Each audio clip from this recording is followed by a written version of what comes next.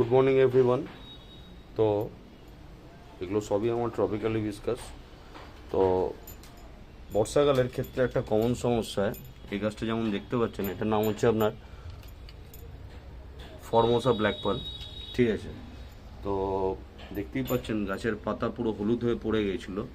তো অনেকের ক্ষেত্রেই ভয় লেগে যেতে পারে যে কি হলো, আমার গাছটা মরে গেল কি না। তো এটা ভয় পাওয়ার কোনো ব্যাপার না, এটা বর্ষাকালের কমন সমস্যা। তো এর জন্য কি করবেন, যখন দেখবেন গাছের পাতা হলুদ হয়ে পড়ে যাচ্ছে, প্রথম কথা ট্রপিক্যাল হিবিস্কাসের জলটা একটুখানি মেনটেন আপনাকে করতেই হবে। ঠিক আছে, এটা একটু জলটা আমার বেশি হয়ে গেছিলো, তাও আমার জলটা বেশি হয়ে গেছিলো বলেই পাতা হলুদ হয়ে পড়ে গেছিলো। তখন কি করবেন, যখনই পাতা হলুদ হবে,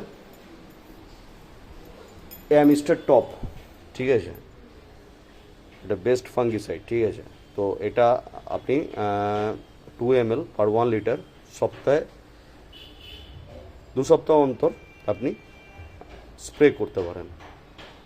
2 মিলিমিটার 1 লিটার জলে ভালো করে গুলে স্প্রে করবেন। এতে পাতা হলুদ হবে না, গাছ ভালো থাকবে।